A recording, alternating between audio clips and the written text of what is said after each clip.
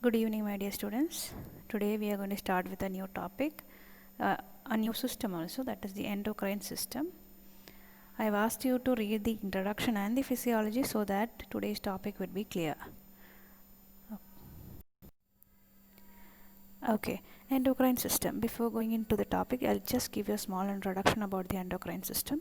The endocrine system is controlled by two parts of the brain, the pituitary gland and the hypothalamus. I hope you all will be knowing about this as you have all studied in your physiology part in your first year. Now, endocrine system coordinates various functions of our body by transmitting information in form of biochemicals between individual cells and tissues. And these messengers are called as hormones. Now, going into our topic, what do you actually mean by hormone? What do you actually mean by hormone? Hormones are nothing but. So, what is actually hormone? Hormones are nothing but secretory products secreted out by these glands, which reaches the site of action with the help of circulation and exerts their physiological responses over there. In other words, hormones are secretory products of the endocrine gland released directly into the circulation in small amounts and transported to the specific target cells or organ where they exert physiological, morphological or biochemical responses. That is these hormones are secreted from the glands. Endocrine glands, which are ductless glands, they reach the site of action with the help of circulation and exert their activity or action over there. Okay. Before going into the topic, few terms you should understand. Endocrine hormones. Endocrine hormones is that they travel via the bloodstream to reach the target cell. Neurocrine hormones, they are released from the nerve terminals. Paracrine glands, they act on the adjacent cells, അടുത്തടുത്ത് കിടക്കുന്ന cells. Autocrine hormones are nothing but released and acts on cells that secretes them. Intracrine hormones, which acts within the cell that produces them. Okay, these terms will be very simple if you check the picture on the left hand side.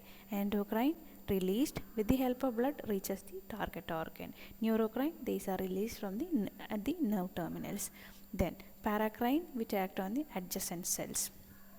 Autocrine, which are released from the organ and acts on them, but intracrine release inside the cell and acts within themselves. Okay. Now, classification of hormones based on chemical nature and mechanism of action. Chemical nature, whether what it is made up of. Amines, first one, amines or amino acid derivatives, which include catecholamines and thyroid hormones. Proteins or polypeptides includes the posterior pituitary hormones, oxytocin and vasopressin. The other hormones includes insulin, glucagon, parathormone and other anterior pituitary hormones. Then the third group, steroid hormones, glucocorticoids, mineralocorticoids, sex steroids and vitamin D. Then depending upon the mechanism of action, how they act, they are divided into group 1 and group 2. Group 1, usually their mechanism of action is by binding to the intracellular receptors. Group 2 is by the action of second messengers. They involve the second messengers. Now they are further divided into A, B, C, D. Today I will be discussing about growth hormone and prolactin, which come under the group 2, which involves second messenger. Okay, I hope you all will be knowing about the regulation of hormone secretion. There is a feedback control, neuronal control and chronotropic control. Feedback control is nothing but the negative feedback mechanism and a positive feedback mechanism. Okay, all of you will be familiar with this picture, negative feedback control of hormones. Here, as I told you, the anterior pituitary is always under the control of hypothalamus. Anterior pituitary always under the control of hypothalamus. So any stimulation on the hypothalamus stimulates the anterior pituitary. Required hormones are secreted through the target gland, and target gland secretes the hormones. Now if there is excess amount of hormones secreted at the site of action, then a negative inhibition is sent to the hypothalamus or to the anterior pituitary. This flow chart or this negative inhibition is the negative feedback control of the hormone. Now coming to the neural control. Neural control is nothing but with external stimuli or internal stimuli there is activation of the hormone secretion, or either activation or suppression. Classical examples for neural control is nothing but oxytocin. Oxytocin which fills milk ducts in response to suckling, where understand on suckling the ducts gets filled with milk with the help of oxytocin. Aldosterone augments circulatory volume in response to upright position and release of melatonin in response to darkness. When it is dark, melatonin is being secreted and we feel sleepy. Okay. Chronotropic control. Various hormones in our body are dependent on diurnal rhythms, circadian rhythms, and sleep-wake cycle rhythms. Melatonin, it depends upon the sleep-wake cycle. Dark stimulates melatonin. Okay, that is dependent upon the chronotropic or circadian rhythms. Now, what is the function of hormones? Growth and differentiation, maintenance of homeostasis, reproduction and regulations of biochemical reactions. As I told you, our pituitary gland is always under the role or always under the control of the hypothalamus. Under the hypothalamus lies our gland. Okay, this is the hypothalamus is the highest relay center, integrates endocrine and ANS and ensures the smooth coordination by the cerebral cortex. Now, in the hypothalamus, what all happens? They help or they act by releasing hormones, and hormones that activates the release or also inhibits the release of hormones. Activating hormones includes thyroid releasing hormone, GnRH, growth hormone releasing hormone, corticotropin releasing hormone, melanocyte stimulating hormone, prolactin releasing hormone. All these stimulating hormones are also released out through hypothalamus. Negative or inhibitory hormones includes growth hormone releasing inhibitory hormone, melanocyte stimulating hormone but inhibitory hormones, okay, and prolactin inhibitory hormones.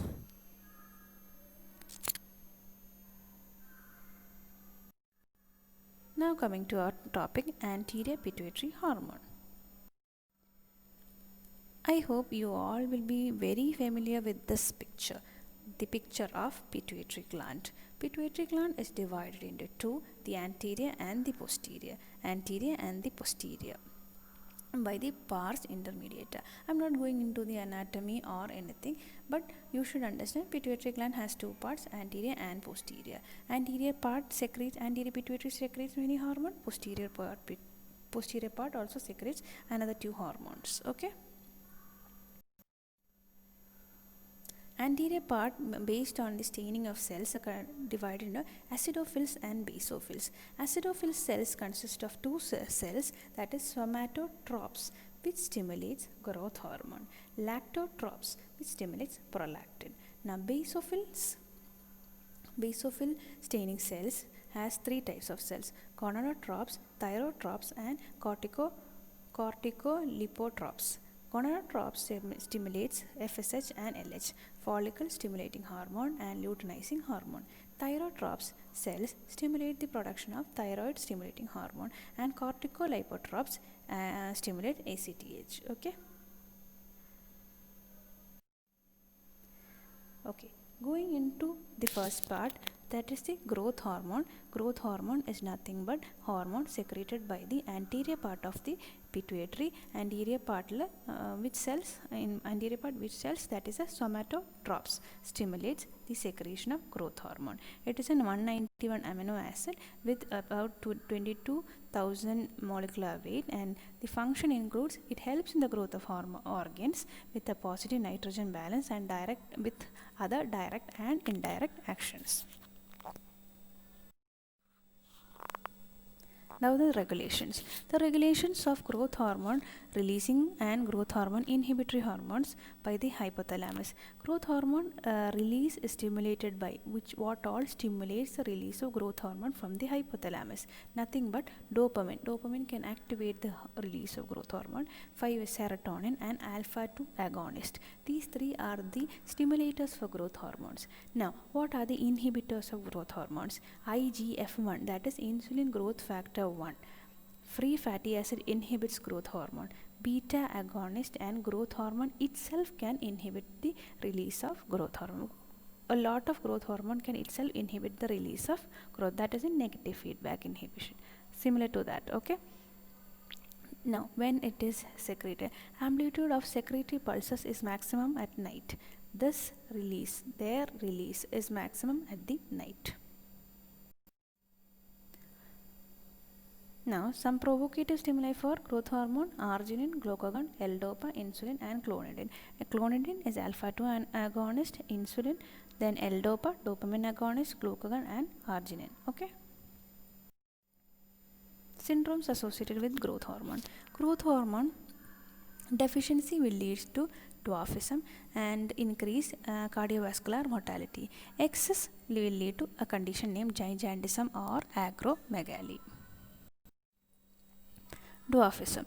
In dwarfism, there is a shortness of stature because of decreased growth hormone. Growth retardation, all parts of the body proportionately. Normal mental activity. The person will only be short, but rest of the thing will be normal. Mental activity will be normal. Immature facies and delicate extremities. Sexual maturity does not occur if associated with gonadotropin deficiency. Now, if the gonadotropin hormone is also deficient, there will be associated sexual maturity, decrease in sexual maturity.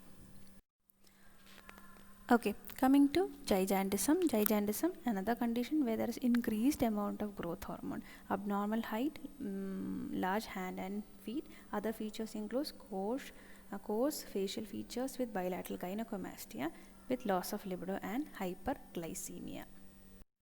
Acromegaly, similar condition of gigantism with acromegalic face with thick lip, which is characterized by thick lips, macroglossia. Everything will be long. Long heavy tongue, prominent eyebrows, broad thick nose and thickened skin. Prognathism, that is protrusion of the lower jaw. Spade like hand, thick wide fingers and with large feet. Kyphosis and also organomegaly. Okay, now coming to the treatment of growth hormone deficiency or a condition known as dwarfism. How will you treat dwarfism? Where in dwarfism, what is happening? There is growth hormone deficiency. So we need to administer growth hormone. From where all we will get this growth hormone? First one, cadaveric pituitary growth hormone, or we will prepare growth hormone externally. Human recombinant preparation, which includes somatotropin, somatotrim, and encapsulated somatotropin plus sermorelin acetate. Coming to somatotropin. What is somatotropin? They are growth hormone preparation whose sequence will match with the normal or native growth hormone. Somatotrim, nothing but derivative of growth hormone with additional methionine at the amino terminus.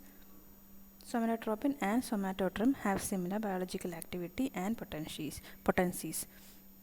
Half-life is 20 minutes, but biological action lasts for 9 to 12 hours. Once daily administration is sufficient. Then comes encapsulated somatotropin, injected IM once or twice per month. Coming to the uses of growth hormone, that is where all growth hormone can be used. First one, replacement therapy, that is replacing growth hormone in situation where there is deficiency of growth hormones. Second, Turner syndrome, and third, AIDS associated wasting. Adverse effects of growth hormones. This can increase the intracranial tension with papilledema, can cause visual changes, headache, nausea, leukemia, and increase incidence of type 2 diabetes. In adults, they can cause edema, carpal tunnel syndrome, arthralgia, and myalgia. Okay, now coming to agents used in excess of growth hormone release. First one, somatostatin. Somatostatin analogs, which includes octreotide, lanreotide, bapreotide, and sandostatin. Third group, dopamine receptor agonist, bromocriptine, and finally growth hormone antagonist, pegvisomant. So what is that should come into your mind is growth hormone is released in excess. Our aim is to decrease growth hormone. So some inhibitors for inhibiting growth hormone. First one is somatostatin and somatostatin analogs. They all inhibit growth hormone. Sets the next one, that is dopamine receptor agonist. I told you dopamine is a stimulator for growth hormone. That is for normal people or normal subject, but in acromegalics and in gigantic people they decreases the release. Okay, so one main point you should remember is dopamine increases growth hormone release in normal individuals, but it will decrease it in acromegalics. So that is why we use dopamine receptor antagonist in the treatment of excess growth hormone. Coming to somatostatin. Have you ever heard of this somatostatin earlier in physiology, released out somewhere else? Okay, somatostatin is a hormone that was where we studied is it is released out in pancreas. The D cells of pancreas releases somatostatin. Delta cells of pancreas releases somatostatin. I think you can remember. You have studied, it consists of alpha cells, beta cells and delta cells. The delta cells releases somatostatin in pancreas. Also it is being secreted by the hypothalamus. Now this is one of the strong inhibitor for growth hormone. So somatostatin, one of the most important inhibitor, growth hormone inhibiting hormone, but it is not very specific. This somatostatin can also inhibit other hormones like thyroid hormone, insulin and also gastrin. The half-life is 1 to 3 minutes. Rebound increase in growth hormone can occur if it is discontinued, so it is not preferred nowadays. Somatostatin as such is not preferred, but their analog with much improved properties are being used. Coming to somatostatin analog octreotide. This is more specific for growth hormone. Less chances of hyperglycemia, and it is used in carcinoid syndrome, VIP secreting tumors, gastrinoma, secreting diarrhea, especially in AIDS and diabetes mellitus, irritative bowel syndrome, esophageal varices and insulinomas. Okay, as we finished with growth hormone, just a small summary. Growth hormone is nothing but a hormone secreted by the anterior part of the pituitary gland. As I told you, pituitary gland is always under the control of hypothalamus. Two conditions associated with growth hormone is excess or decrease. Excess will lead to a condition named as gigantism with and acromegalic facies. Second one, that is decrease growth hormone, will lead to dwarfism. In this picture, I summarize the growth hormone inhibitors used in the treatment of gigantism or acromegaly. First one, somatostatin. Somatostatin is a growth hormone inhibitory hormone. Not very specific growth hormone. It can inhibit other hormones like thyroid and prolactin and also insulin. The adverse effects for this somatostatin includes diarrhea, hypochlorhydria, dyspepsia and nausea. Now, the analog, somatostatin analog, which is more specific than somatostatin, is used very commonly nowadays. They include octreotide. Now, this octreotide is very important for you in view with your exam, because usually for exam two uses and two side effects of octreotide are usually asked for your exam. So the side effects include abdominal pain, nausea, steatorrhea, diarrhea and gallstones, while the uses includes acromegaly and secretory diarrhea associated with carcinoid syndrome, AIDS, cancer chemotherapy and diabetes mellitus. Then the third drug I mentioned in the classification was pegvisomant. Pegvisomant is nothing but pegylated preparation of growth hormone which act as an antagonist. So polyethylene complex of growth hormone which binds to the growth hormone receptor and prevent the action of growth hormone by antagonizing the receptor. A newer preparation which is used in the treatment of acromegaly and the above said condition, a newer drug into the market. The most common side effect for pegvisomant is also nothing but visual field defects. Okay, now coming to the next hormone, prolactin. So prolactin is another hormone secreted by the anterior part of the pituitary gland which is under the control of hypothalamus. Now prolactin helps in the growth and development of the breast during pregnancy and induces milk secretion after delivery. Their role, that is, it inhibits the HPA gonadal axis, hypothalamic pituitary gonadal axis, and its excess is responsible for the lactational amenorrhea. Also, it inhibits ovulation and infertility.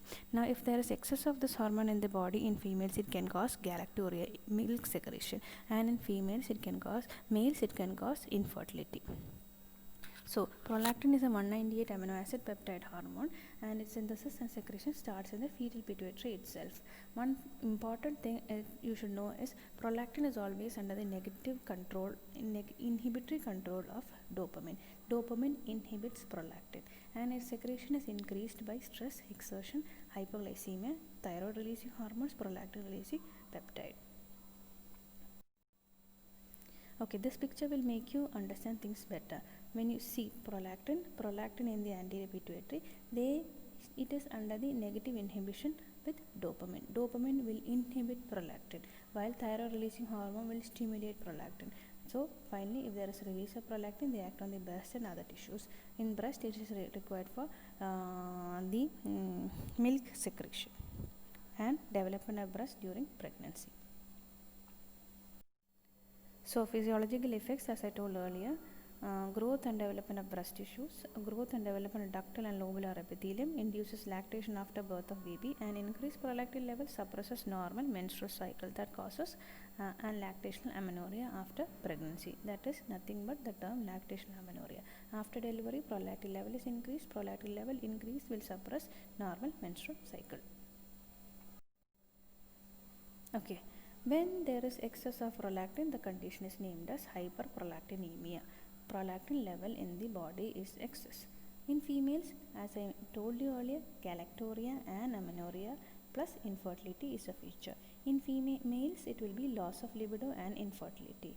Now, there are few drugs that can cause hyperprolactinemia, can cause indirect increase in prolactin level.